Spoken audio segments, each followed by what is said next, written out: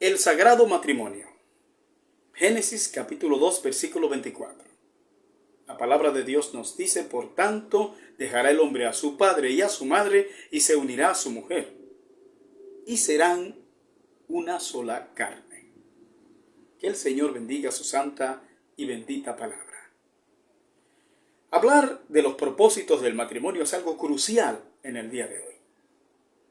Debemos hablar del matrimonio, del sagrado matrimonio, y debemos hacerlo desde la óptica de Dios. Yo necesito decirlo, yo necesito oírlo, yo necesito, igual que tú, creerlo, respetarlo y vivirlo. Ya está bueno de oír a los hombres hablar. Es tiempo de que prestemos oídos a Dios, que atendamos a lo que Él nos dice en las Sagradas Escrituras. Dios nos quiere amonestar. Dios nos quiere llamar a reflexionar acerca de lo que hemos dejado atrás, de lo que naciones enteras están ignorando hoy. Nuestros niños necesitan padres y madres conforme al corazón de Dios. Nuestros jóvenes necesitan modelos verdaderos que les muestren el camino correcto. De lo contrario, nuestra civilización será aniquilada y nuestro mundo será destruido.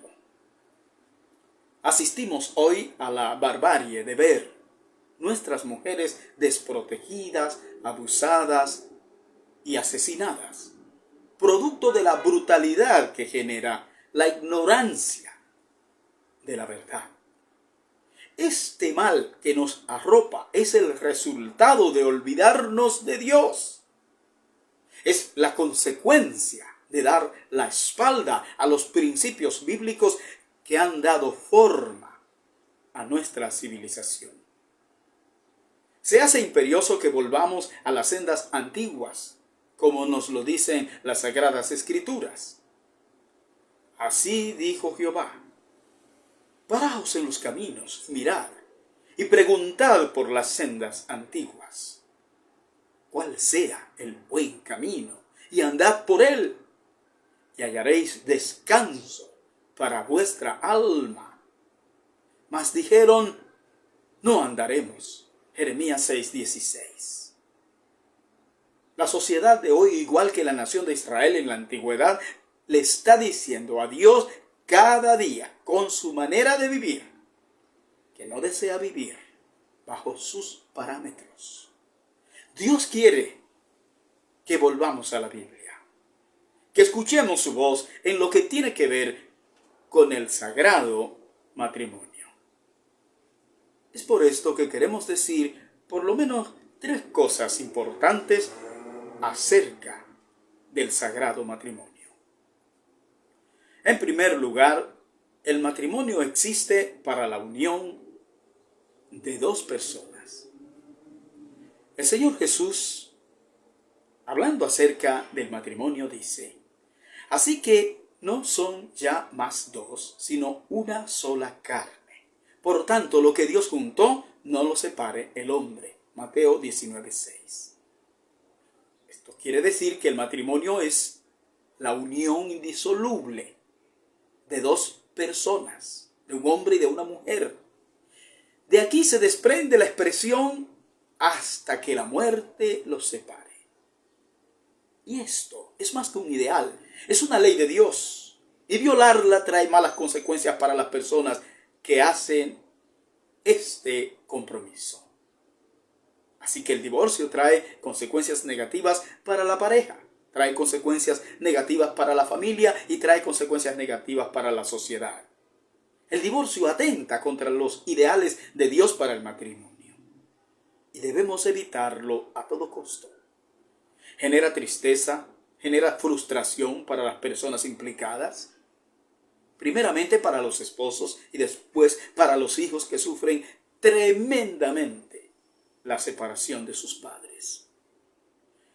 Aún así, sabemos que existen situaciones por las cuales el matrimonio se hace insalvable. La Biblia habla de la infidelidad conyugal como una razón de peso para disolver el matrimonio. Pero yo os digo que el que repudia a su mujer, a no ser por causa de fornicación, hace que ella adultere. Y el que se casa con la repudiada comete adulterio, dice el Señor Jesucristo en Mateo 5:32.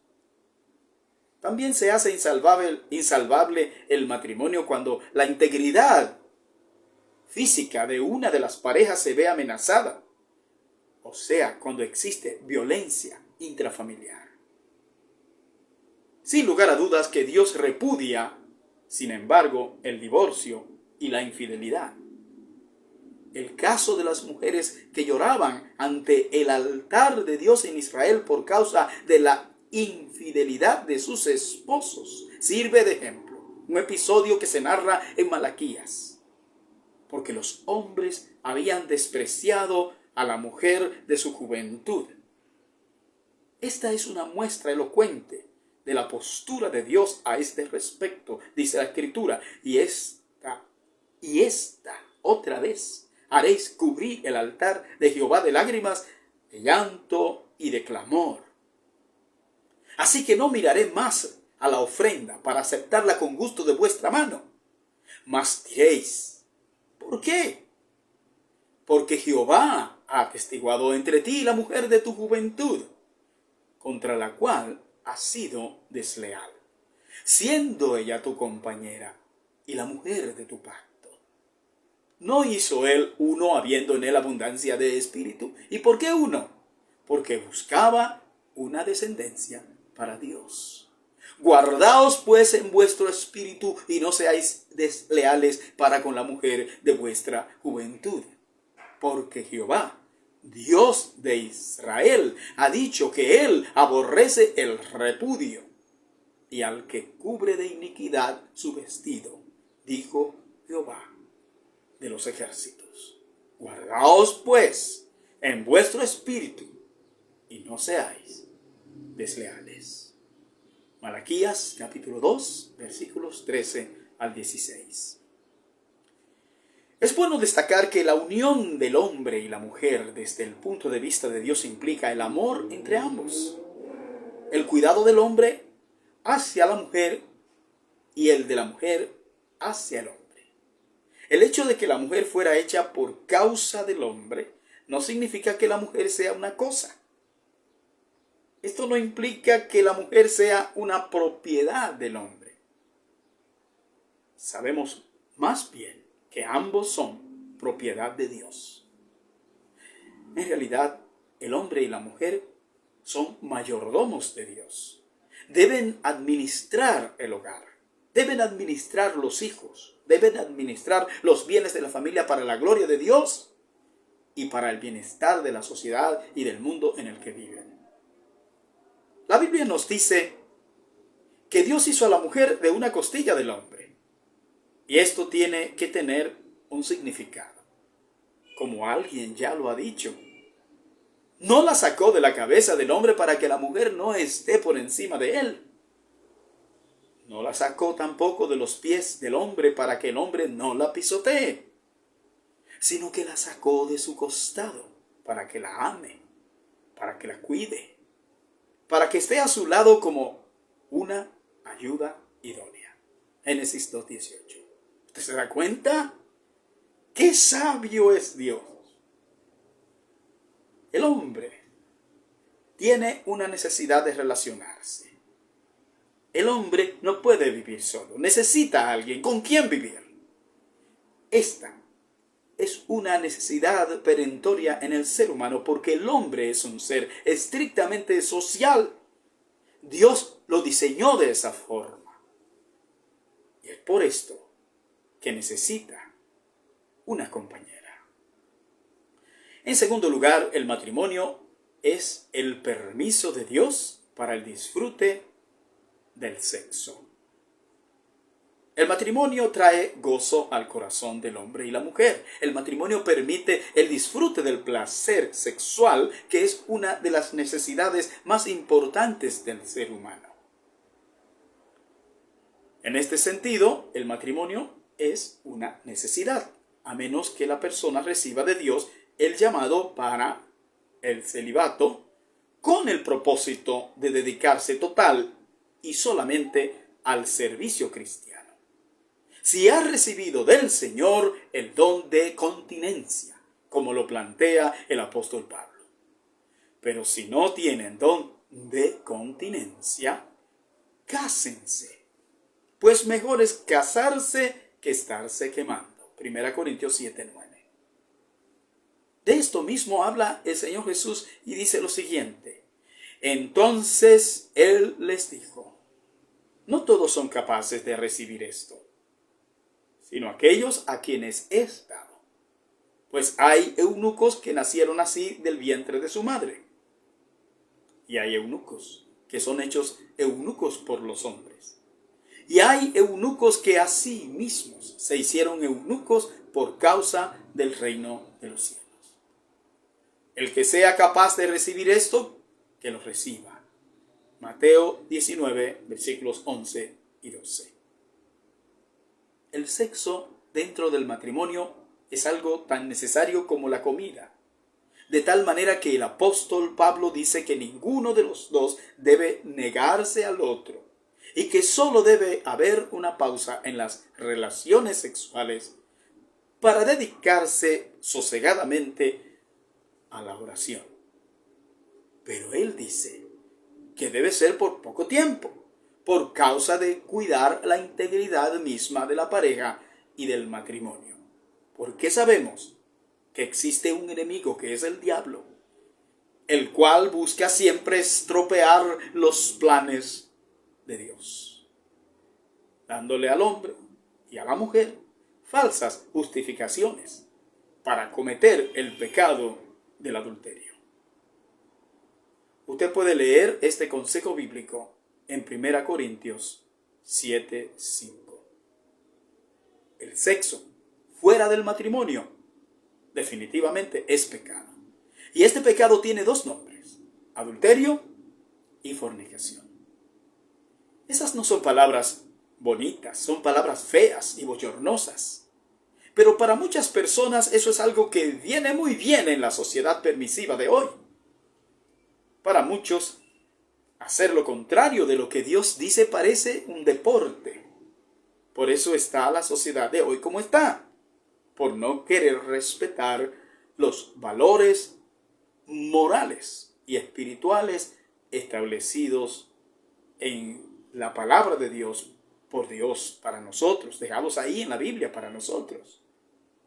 El adulterio lo cometen los que son casados cuando se unen a otra persona que no es su pareja. Y la fornicación la cometen los que son solteros cuando tienen sexo sin estar casados. Esto pudiera significar que la fornicación la cometen los novios y que el adulterio lo cometen los esposos. Pero esto no es necesariamente así, ya que hoy, y esto desde hace ya mucho tiempo, muchas personas se acuestan apenas después de unos minutos de encontrarse por primera vez. O sea que la cosa es mucho más fea de lo que uno se puede imaginar. Y esto lo hacen hasta personas que tienen conocimiento de la palabra de Dios. Personas que fueron criadas bajo los principios cristianos. Imagínese usted, si eso es así entre personas cristianas, entre comillas, imagínese entre personas que no reconocen para nada los principios éticos de la Biblia. Y por causa de esto tenemos que ver hoy cómo el hombre y la mujer reclaman su derecho a vivir licenciosamente. Y por causa de esto somos testigos del aberrante reclamo de gremios de homosexuales que piden la legalización de su estatus de pecado. Esto nos habla de una sociedad en decadencia, de una civilización que va rumbo a la destrucción. La sociedad de hoy ha roto el corazón de Dios, ha violado el sagrado matrimonio. El hombre de hoy desafía a Dios y quiere que Dios transija para apoyar sus bajas pasiones.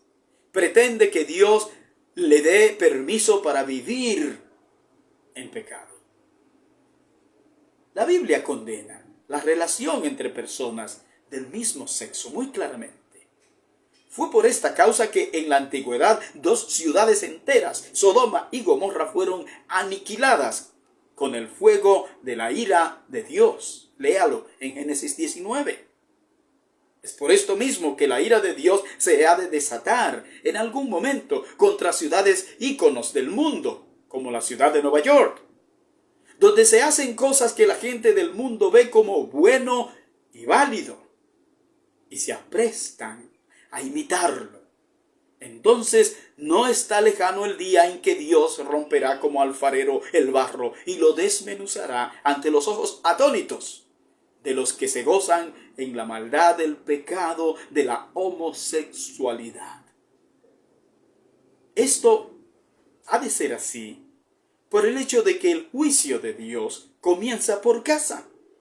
¿Por qué decimos esto? Bueno, porque Estados Unidos es una nación que tiene un pasado histórico ligado íntimamente a la fe cristiana, pero que se ha apartado de Dios y de una forma u otra está induciendo al mundo entero a pecar. El permiso de Dios al disfrute del sexo aún dentro del matrimonio no significa que la pareja de esposos no tenga límites en su relación íntima. Hay cosas que muchas parejas legales hacen que no son correctas ante los ojos de Dios. Los esposos no deben usar el sexo como un juego lujurioso que les lleve a practicar actos vergonzosos como los que registra la Biblia, que se practicaban en las ciudades impenitentes, que ya hemos mencionado, las cuales fueron destruidas por Dios en la antigüedad. La sodomía es una práctica defendida por terapeutas sexuales como buena y válida entre la pareja heterosexual. Los consejeros matrimoniales que recomiendan esto también recomiendan otras cosas que dañan la integridad del matrimonio. Se ponen de espaldas a la palabra de Dios que dice: honroso sea en todos el matrimonio y el lecho sin mancilla. Pero a los fornicarios y a los adúlteros los juzgará Dios. Hebreos capítulo 13, versículo 4. Pero no vamos a hablar más de este asunto por lo que la palabra misma de Dios nos dice, porque vergonzoso es aún hablar de lo que ellos hacen en secreto.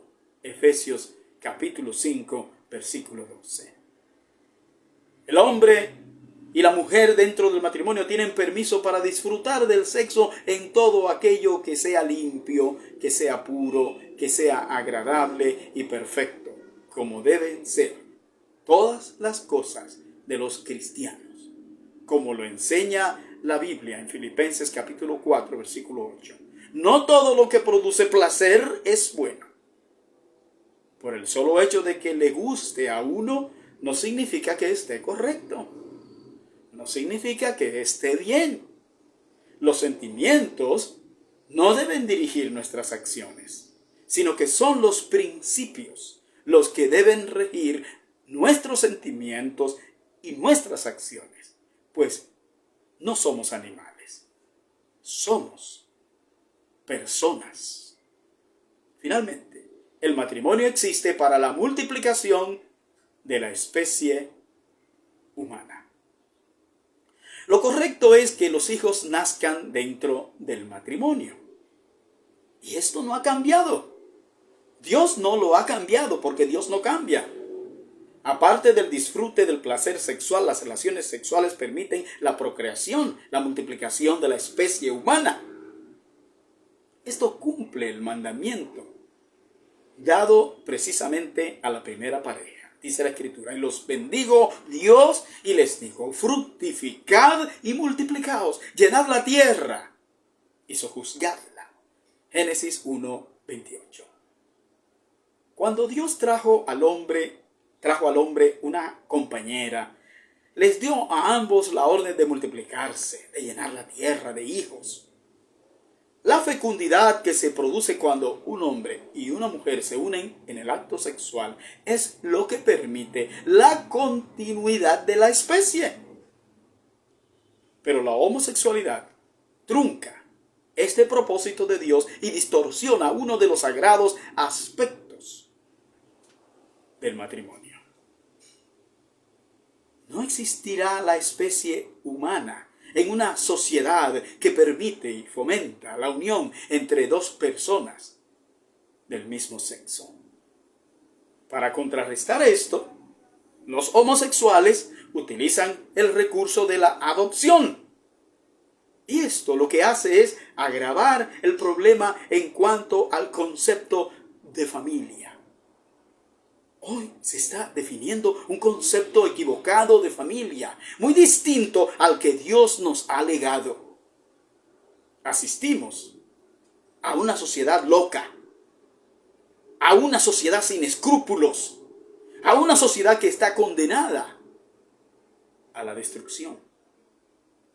Cuando los hijos llegan, se completa la felicidad de la pareja, se completa la familia. Y esto es lo que da origen a la sociedad. Esto es lo que da origen a las civilizaciones. Los hijos son la bendición de Dios para el hogar. Los hijos garantizan la continuidad de la especie, pero también garantizan la continuidad de la sociedad. Por eso debemos poner mucho cuidado, todo el cuidado en la crianza de los hijos, porque de ello dependerá el futuro de la familia y el futuro del mundo. La familia, como se nos ha enseñado siempre, es el núcleo de la sociedad. Como sea la familia, así será la sociedad. Entonces debemos procurar tener familias sanas, para que podamos tener entonces una sociedad sana. Esta sociedad está enferma, desde la cabeza hasta los pies, pues en ella, desde los estamentos más encumbrados hasta la base misma, encontramos defensores de los derechos a pecar, a violentar las sagradas leyes de Dios, a decir que está bien lo que está mal, poniéndole un falso sello de legalidad a lo que es ilegal. Escuchemos los ayes de Dios en este sentido. Dice, ay de los que a lo malo dicen bueno y a lo bueno malo, que hacen de la luz tinieblas y de las tinieblas luz, que ponen lo amargo por dulce y lo dulce por amargo. Isaías 5:20. Tremendas palabras. Desde los congresos, los legisladores de las naciones de la tierra aprueban lo que Dios desaprueba. Y se atreven a decir que Dios está de acuerdo con eso, que Dios no lo condena. Claro, no hay peor ciego que el que no quiere ver, ni peor sordo que el que no quiere oír. A ellos el Señor Jesucristo les dice, el que tenga oídos para oír, que oiga. Mateo 13:9. La distorsión dentro de la familia, la existencia de familias disfuncionales, está creando un mundo descarriado. La mayoría de las personas que se dedican a actividades delictivas vienen de familias destruidas. Vienen de hogares donde no existe el amor ni la disciplina. El hogar existe para proporcionar a los hijos amor. Y el amor es barato, pero proporciona grandes riquezas que no se pueden cuantificar. Las mayores riquezas que podemos dejar como herencia a nuestros hijos no son materiales, sino espirituales. Debemos proporcionar a nuestros hijos la riqueza del amor. Debemos proporcionar a nuestros hijos la riqueza del respeto. Debemos proporcionar a nuestros hijos la riqueza de la honestidad. Debemos proporcionar a nuestros hijos la riqueza de la honradez. Aunque el mundo desprecie estos valores, los que creemos en Dios debemos propiciar que estos valores formen parte del carácter de nuestros hijos hoy. Solo así podremos salvar nuestro mundo. Solo así podremos salvar nuestra nación. Nosotros, los padres, debemos dar el ejemplo. Debemos creer en estos principios, vivirlos y respetarlos. Dios te bendiga.